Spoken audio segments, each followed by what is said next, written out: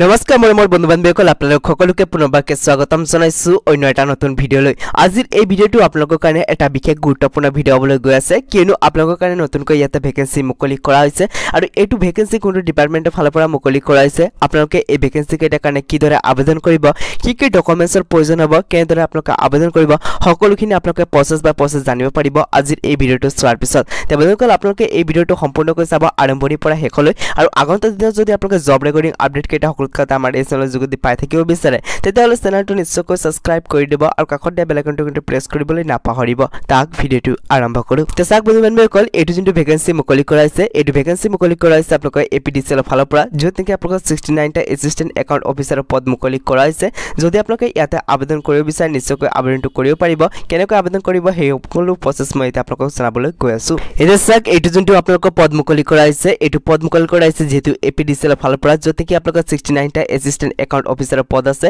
ইয়াতে যদি আপোনালোকে আবেদন কৰিব বিচাৰে নিশ্চয়কৈ কৰিব পাৰিব ইয়াতে ক্যাটাগৰী বাই যি নেকি আপোনালোকৰ ভেকেন্সি আছে হেতু ভাগ কৰি দিয়া হৈছে ইয়াতে ইউআৰত আছে 36 টা ওবিসি এমওবিসি 13 টা ইয়াতে ৰিজাৰ্ভ ফৰ টিটি এণ্ড আদিবাসী কাৰণে 6 টা এসসি কাৰণে 6 টা এসটিপি কাৰণে 5 টা আৰু এসটিএজৰ কাৰণে 3 টাতে পদ কেইটা আপোনালোকৰ কাৰণে ভাগ কৰি দিয়া হৈছে ইয়াতে চাব পাৰে বন্ধুবান্ধৱীসকল যদি আপোনালোকে ইয়াতে আবেদন কৰিব বিচাৰে তেতিয়াহ'লে আপোনালোকে ইণ্ডিয়াৰ স্থায়ী বাসিন্দা হ'ব লাগিব লগতে যদি আপোনালোকে অসমৰ পৰা যদি ইয়াতে আবেদন কৰি আছে তেতিয়াহ'লে কিন্তু আপোনালোকে পিআৰসি থাকিব লাগিব লগতে যি নেকি আপোনালোকৰ এমপ্লয়মেন্ট এক্সচেঞ্জৰ যি নেকি ৰেজিষ্ট্ৰেচন আছে হেতুত আপোনালোকে কৰা হ'ব লাগিব তেতিয়াহ'লে আপোনালোকে ইয়াৰ কাৰণে আবেদনটো কৰিব পাৰিব লগতে আপোনালোকৰ এজ লিমিটটো ৰখা হৈছে 21 পৰা 38 ইয়াৰ্ছলৈকে যদি আপোনালোকৰ এজ 21 ৰ পৰা আপোনালোকৰ 38 ইয়াৰ্ছলৈকে হয় তেতিয়াহ'লে আপোনালোকে ইয়াৰ কাৰণে আবেদনটো কৰিব পাৰিব লগতে আপোনালোকৰ ক্যাটাগৰী অনুযায়ী যি নেকি আপোনালোকৰ এজ ৰিলেক্সেশ্যন আছে হেতু আপোনালোকে পাই যাব ইয়াতে আপোনালোকে চাই ল'ব পাৰিব লগতে আপোনালোকৰ এডুকেশ্যন কোৱালিফিকেশ্যনৰ যদি কথা কয় যদি আপোনালোকে বেচেলাৰ ডিগ্ৰী কৰিছে আৰ্টছ সায়েন্স কমাৰ্চৰ ফালৰ পৰা আৰু আপোনালোকৰ যদি ইয়াতে 55% আছে তেতিয়াহ'লে আপোনালোকে এই পদ কেইটাৰ কাৰণে